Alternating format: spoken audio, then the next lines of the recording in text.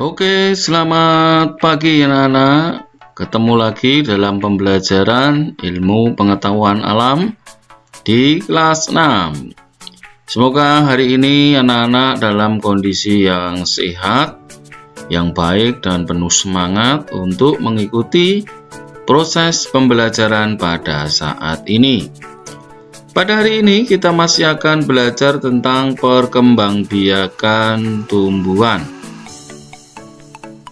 Nah, khususnya pada hari ini kita akan belajar tentang perkembangbiakan tumbuhan secara vegetatif.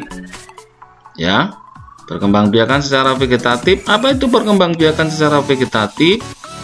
Perkembangbiakan vegetatif itu merupakan proses perkembangbiakan tumbuhan yang dilakukan tanpa peleburan sel kelamin jantan dan betina atau tanpa adanya proses perkawinan. Perkembangbiakan vegetatif dibagi menjadi dua, yaitu vegetatif alami dan vegetatif buatan. Namanya saja perkembangbiakan vegetatif alami berarti terjadi dengan sendirinya tanpa ada bantuan dari manusia atau makhluk lain, ya. Yang kedua adalah vegetatif buatan. Nah, namanya vegetatif buatan berarti ada kata buat, berarti ada unsur kesengajaan di situ, berarti dibantu oleh makhluk lain. Dalam hal ini adalah dibantu oleh manusia, ya.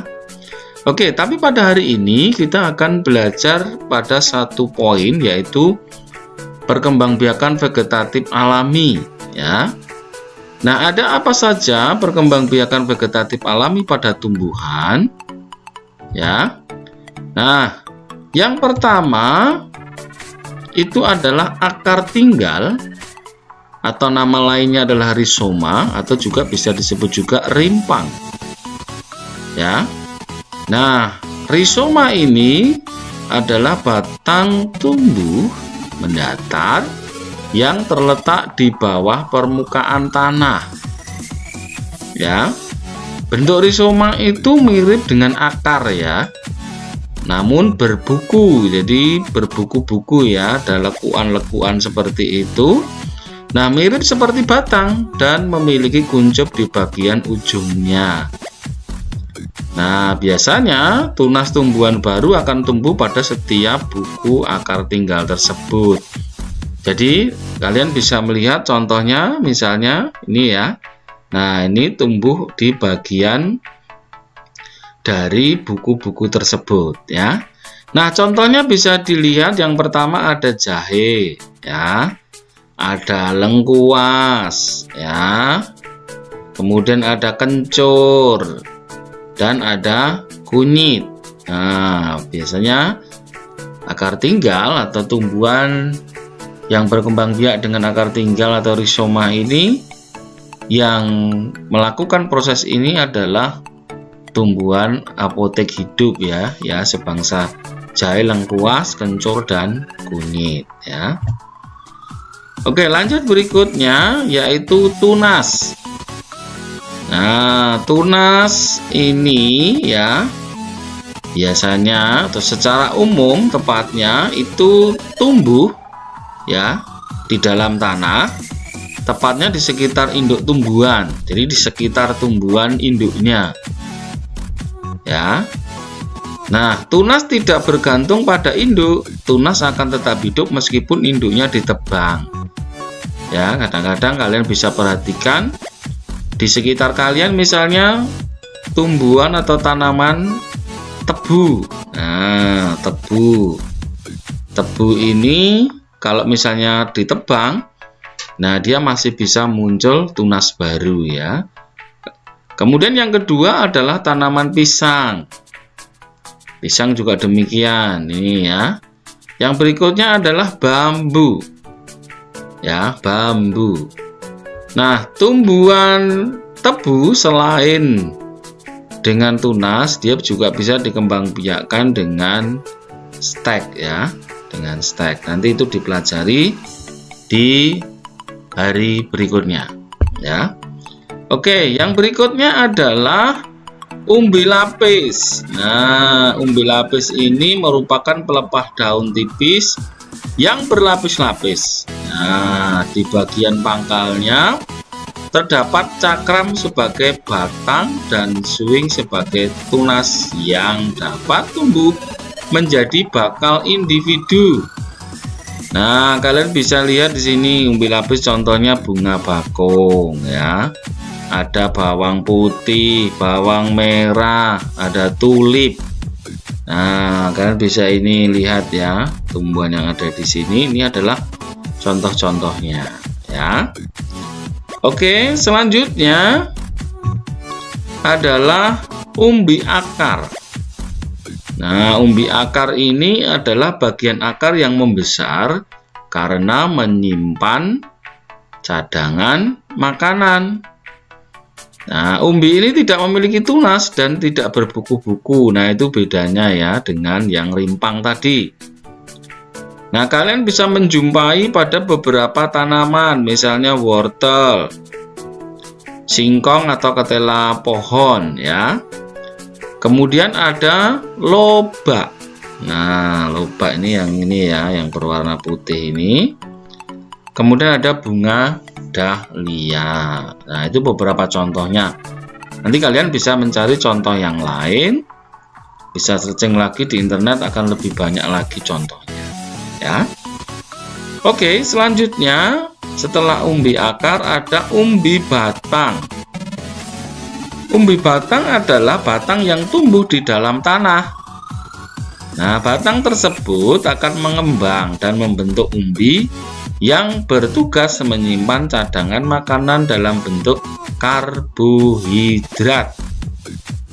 Ya, jadi ini umbi batang ini ya, batang yang tumbuh di dalam tanah. Nah, kalian bisa melihat misalnya contohnya adalah kentang.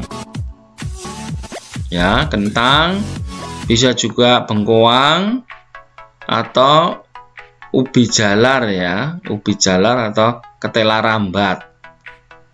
Ya, itu yang kalau yang ini adalah kentang. Kemudian yang ini adalah ketela rambat atau ubi rambat ya. Nah, ini gambarnya ketela ya. Oke, selanjutnya adalah geragi atau stolon. Geragi atau stolon ini merupakan batang yang tumbuh mendatar di bagian permukaan tanah ya. Nah, nantinya bagian tumbuhan yang menyentuh tanah akan ditumbuhi akar. Contohnya adalah arbei ya, kalau orang ini senang buah ya, ini ya arbei. Kemudian ada rumput, jenis rumput-rumputan ini ya, banyak sekali. Kemudian ada stroberi ya, ada antanan. Nah, itu beberapa contohnya ya. Oke, selanjutnya, nah yang terakhir adalah spora. Nah, kalau kalian perhatikan di situ di sebelah kanan itu adalah contohnya ya. Nah, spora itu adalah sel yang dibungkus oleh pelindung berupa lapisan tipis.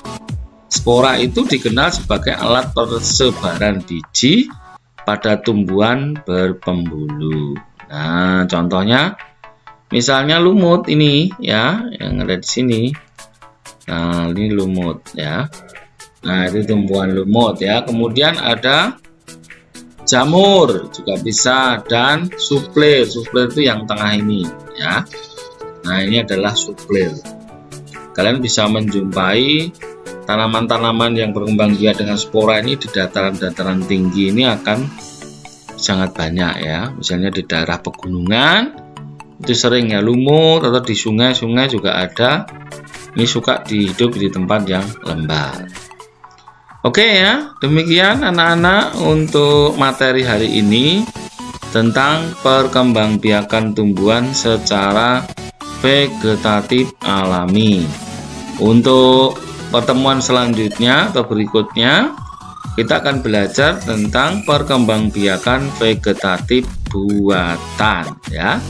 Setelah itu nanti anak-anak bisa melakukan praktek di rumah. Oke ya.